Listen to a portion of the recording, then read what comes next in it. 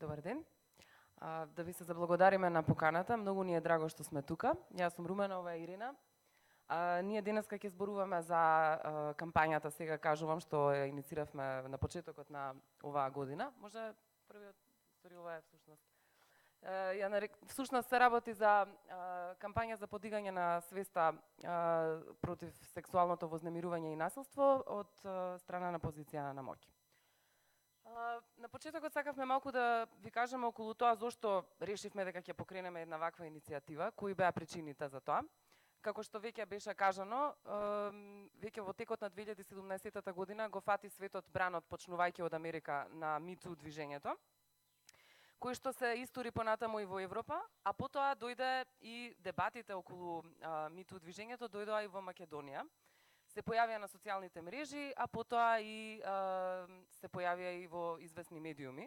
Од тие дебати всушност видовме дека степенот на игнорантност кон прашањето за сексуално вознемирување, како и огромниот запрепастувачки шовинизам во нашето општество, начинот на кој што беа исмевани жртвите на сексуалното вознемирување и неемпатичноста која што се покажуваше кон нив, покажа дека навистина во Македонија има еден голем проблем и ние решивме дека на ваков начин можеби ќе треба да го изнесеме на виделина, да поразговараме за тоа и да ја подигнеме свеста. Значи целта на кампањата беше всушност да се подигне свеста за сексуалното вознемирување и тоа од позиција на моќ, имајќи предвид дека најчесто насилниците имаат, кои што се во позиција на моќ, ги имаат во своја рака институциите и на таков начин правдата системски не е задоволена, додека жртвата многу често бидува сексуално и морално скрутинизирана, исмевана и така натаму. Па затоа решивме дека ова беше иницијалната каписла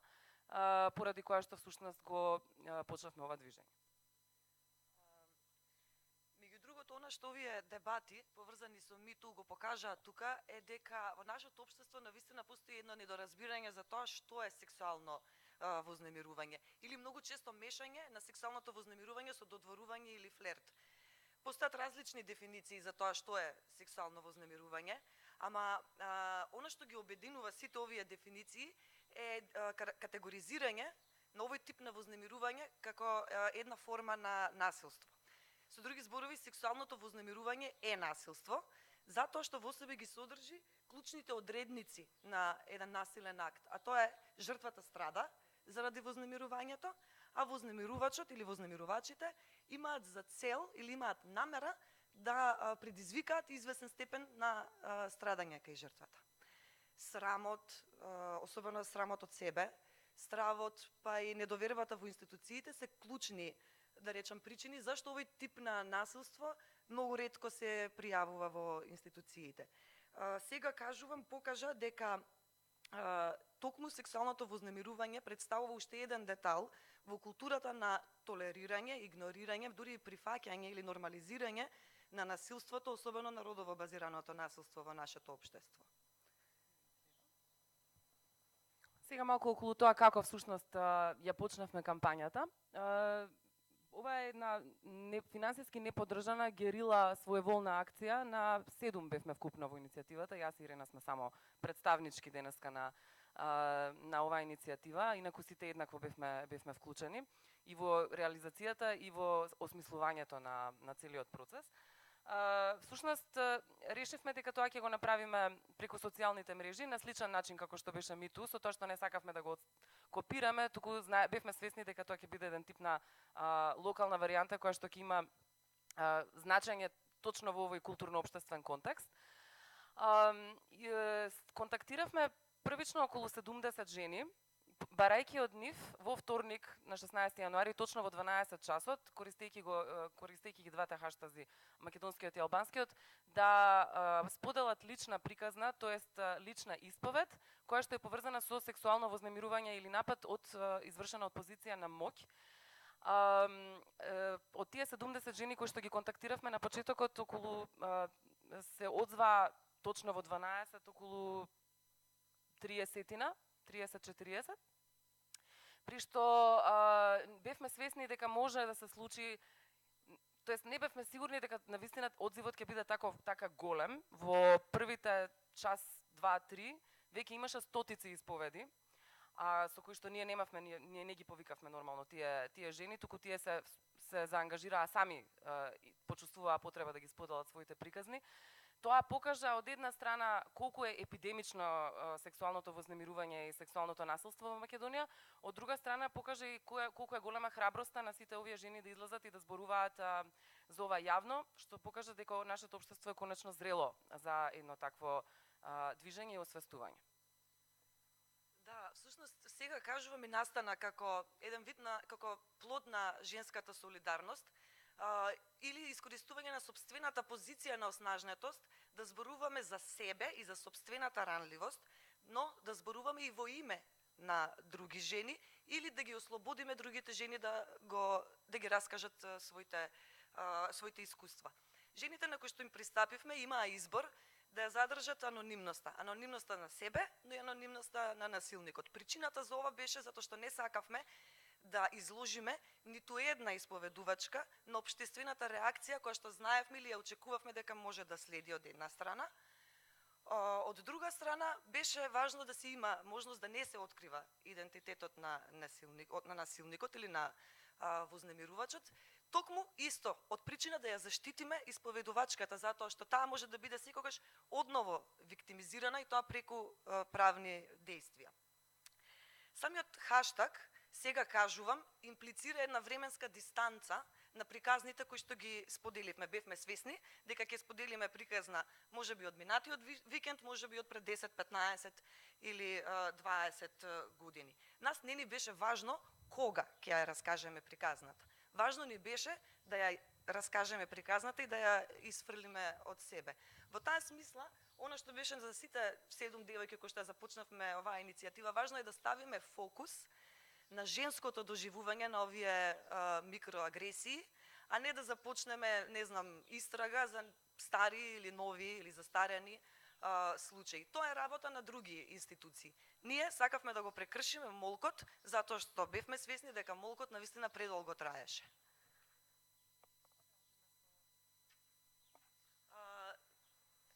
Сакам во овој момент да се заблагодарам на тројца студенти кои што под моје менторство изработија едно истражување од кој што дел од резултати ќе ги споделиме тука. Тоа е Антонела Глегорова, Мартин Ангелов и Лина Даневска, кои што истражуваа застапеноста на сексуалното вознемирување во Македонија токму преку анализа на јавно споделените приказни со хаштагот сега кажувам.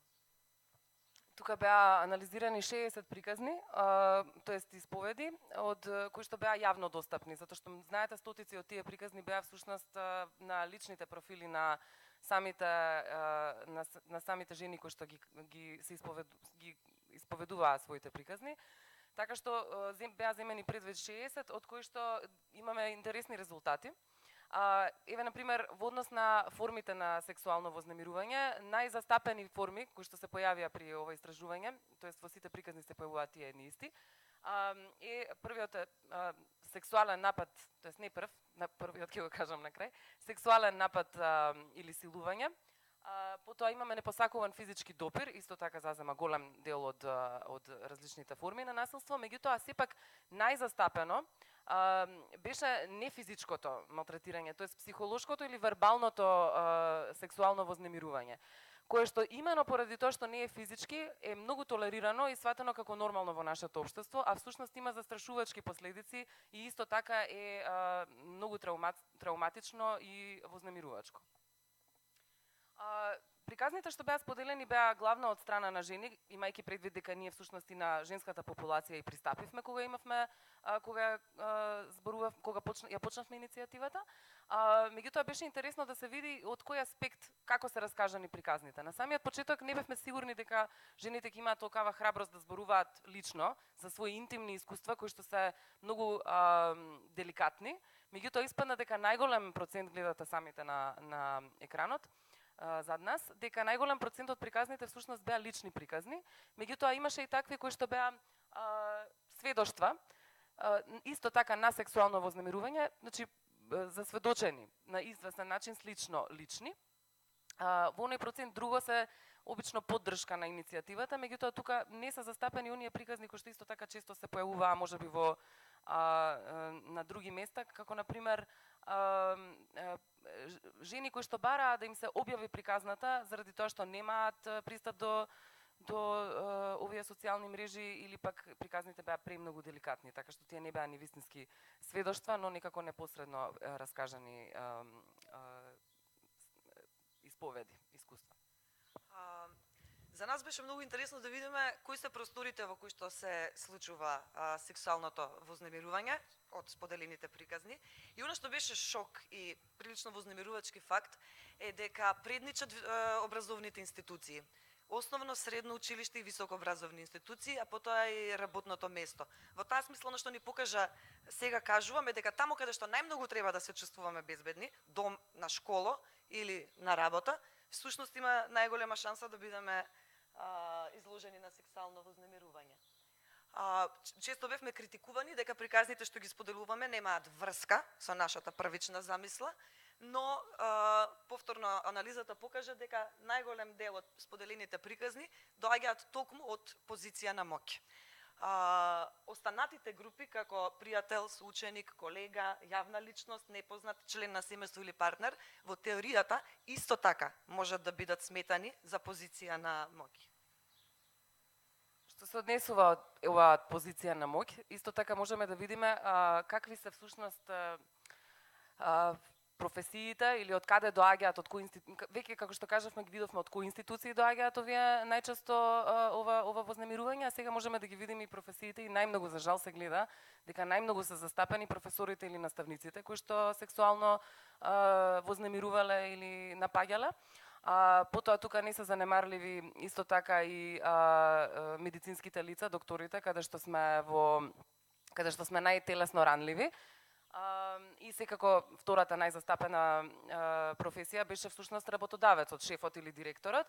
И за жал се јавија и приказни каде што сексуалното вознемирување го извршиле тие од кои што ние очекуваме и бараме заштита, а тоа е полицијата. Имаше многу реакции, можеби тие беа и се уште траат, тие беа можеби најинтересни во целата кампања.